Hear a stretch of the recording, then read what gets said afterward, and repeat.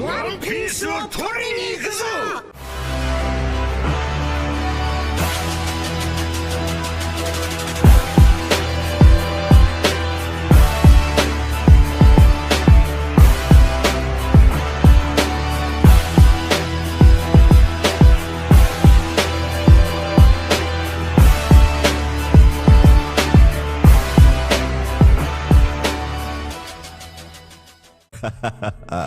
Accrochez-vous car ça va vibrer.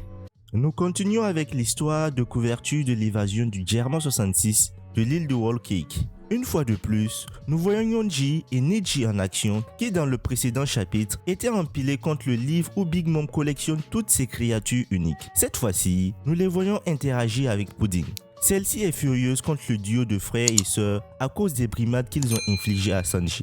Elle les frappe pour cela et la vie des frères n'est pas prête de s'améliorer. Nous revenons à Momonosuke et apprenons d'ici où il s'est arrêté. Auparavant, Momonosuke a parlé du siècle oublié et de la façon dont Zunecha a été puni pour le crime qu'il a commis toutes ces années auparavant. De plus, nous avons appris qu'il était un nakama de Joy Boy. D'autres informations très importantes seront également dévoilées. Momonosuke qui a mis la main sur le journal de bord d'Oden, c'est incroyable ça. C'est comme s'il avait déjà le One Piece, mais c'est vraiment un teasing, c'est cheaté en fait. Ensuite, il va constater que l'ancien samouraï légendaire de Wano Kuni avait déchiré les pages qui évoquaient Love Tale. C'était trop beau pour être vrai en fait. Momonosuke dit à Yamato qu'Oden a arraché toutes les informations importantes du journal de bord. Par conséquent, il est possible qu'il ne puisse rien découvrir sur le One Piece comme il s'y attendait. Les gars, c'est trop facile, n'imaginez quand même pas ça en fait. Parce que s'ils savaient déjà où se trouvait le One Piece, Luffy n'allait jamais les accepter. Parce que franchement, malgré eux, mais l'aventure ne serait plus très intéressante en fait.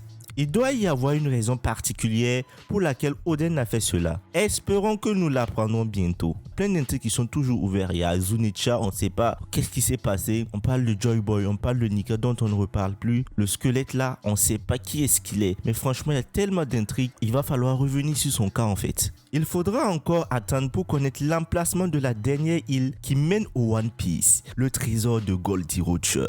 De son côté, le gouvernement mondial a ordonné au CP0 d'éliminer Monkey D. Luffy. Clairement, ce n'est plus Robin le danger. Dans une précédente vidéo, je vous ai dit clairement que le Gomu Gomu no Mi est le fruit dont parle le gouvernement mondial et non Zunecha. Car l'éveil du Gomu Gomu no Mi va nous montrer une créature, une puissance mais monstrueuse. C'est pas pour rien que le gouvernement mondial a voulu protéger le Gomu Gomu no Mi. Il a même escorté. Et là, clairement, je me pose une question. Si Shanks a eu autant de mal et s'est mis autant en danger pour avoir le Gomu Gomu no Mi, comment se fait-il qu'il ait eu à déposer ce Gomu Gomu no Mi à même le sol pour que n'importe qui puisse le manger en fait? Je parlais de Luffy à l'époque, c'était un gamin qu'il ne connaissait pas. Et je pense que Shanks a sauvé Luffy, pas parce que c'est Luffy, mais parce qu'il a mangé le Gomu Gomu no Mi. Là, clairement, j'ai l'impression que Shanks a déposé le fruit là expressément. Nous allons donc peut-être revoir un affrontement entre Rob Lucci et le Mugiwara.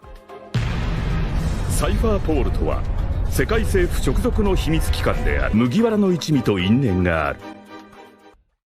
Dans le chapitre précédent, nous avons vu les agents du CP0 essayer d'éviter le combat avec Itzu puisqu'ils avaient une priorité plus élevée. Cependant, Itzu décide de les arrêter et de s'en prendre au duo. De retour à l'action, d'après les fuites, nous avons confirmé qu'Itzu et l'agent masqué du CP0 se sont bel et bien battus et les deux sont KO. Je ne parle pas du boss du CP0, mais l'autre agent. Cependant, le résultat n'a tourné en la faveur de personne. Les deux se sont mis KO, l'un l'autre, et donc se sont fait assommer. D'autre part, on apprend que le patron du CP0 a reçu de nouveaux ordres de Gorosei. Cette fois, l'ordre est d'éliminer Luffy à tout prix. Là, clairement, ils sont déter.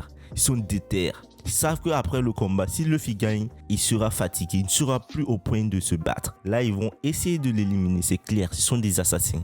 Eiichiro Oda l'a annoncé il y a quelques temps. Luffy ne battra pas Kaido grâce à ses points. Néanmoins, le mangaka le plus riche du monde nous a habitués à des changements de scénario à la dernière minute. Probablement que personne n'avait prévu la défaite de Big Mom face à Law et Kid. Dans les spoils du chapitre 1041, nous apprenons que l'homme à la prime de 1,5 milliard de berry va utiliser une attaque inédite face au capitaine de l'équipage des 100 bêtes. Le Gomu Gomu no Hydra sera la nouvelle technique de Luffy, peut-être son ultime atout pour faire tomber l'homme le plus fort du monde. Ainsi, Luffy enverra un message fort dans le monde de la piraterie sur son ambition d'être le prochain roi des pirates. Si Kaido tombe là, clairement, le monde sera bouleversé parce qu'il y aura 2 Yonko qui seront tombés. C'est vraiment un chamboulement et c'est ce que veut éviter le Gorosei à tout prix. Ils veulent maintenir le statu quo. Plusieurs panneaux du chapitre dépeignent également l'état actuel de divers personnages à travers Onigashima. La plupart d'entre eux sont juste en train de récupérer alors que les combats sont presque finis.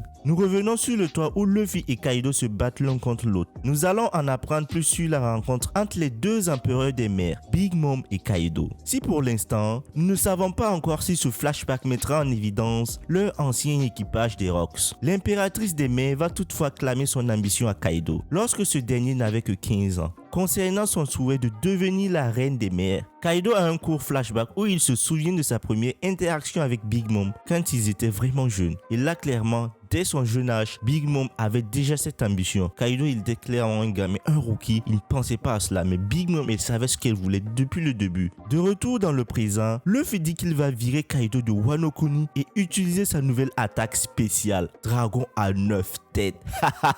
Kaido, prépare tes bagages parce que là, clairement, je sais pas si tu vas finir à Impel Down ou bien si tu vas être tué. Mais Luffy, il va te dégager de Wano Kuni. Ensuite, on revient sur Momonosuke et Zunecha. On a Zunecha qui veut se battre aux côtés de Momonosuke et lui demande de lui donner l'ordre. Là, clairement, je pense que Zunecha est sous emprise. Il n'obéit pas à Luffy, mais à Momonosuke. Là, clairement, je me pose la question. Si c'est vraiment Momonosuke le Joy Boy ou bien c'est Momonosuke l'arme antique. C'est comme Shirahoshi qui est capable de contrôler les dieux des mers. Momo ne veut pas ouvrir Wano quand il voit l'état misérable du pays. Là, clairement, Momo, il faut que tu te réveilles parce que là, franchement, tu abuses là. Tu abuses. Momo demande à Yamato si cela veut dire qu'il est un lâche. Mais bien sûr que tu es un lâche, mec. Raizo dit qu'il doit se dépêcher car on dirait qu'il a préparé quelque chose. Ah, c'est ce que je disais. Raizo, son combat durait parce que là, franchement, je pense qu'il va nous montrer quelque chose à l'issue de cela. Et on est impatient de voir cela. Le nom de l'homme masqué qui a fait partie du CP0 et qui a frappé Izo se nomme Maha.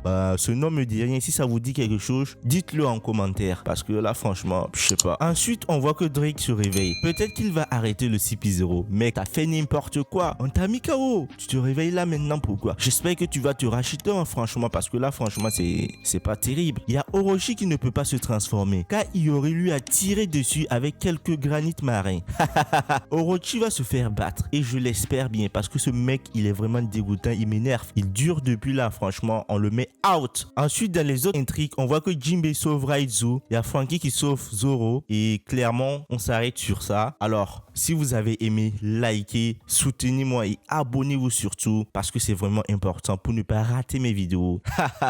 Ce chapitre, il a vraiment été démentiel. Il a été démentiel. On a hâte de voir ça en anime. Parce que là, franchement, les amis, ce que je vois, j'aimerais voir le Gomu Gomu no Hydra en anime. Clairement, qui ne veut pas voir cela? C'est vraiment antique, c'est vraiment incroyable. Donc, les amis, sur ce, je m'arrête là. Prenez soin de vous. Peace, les gars.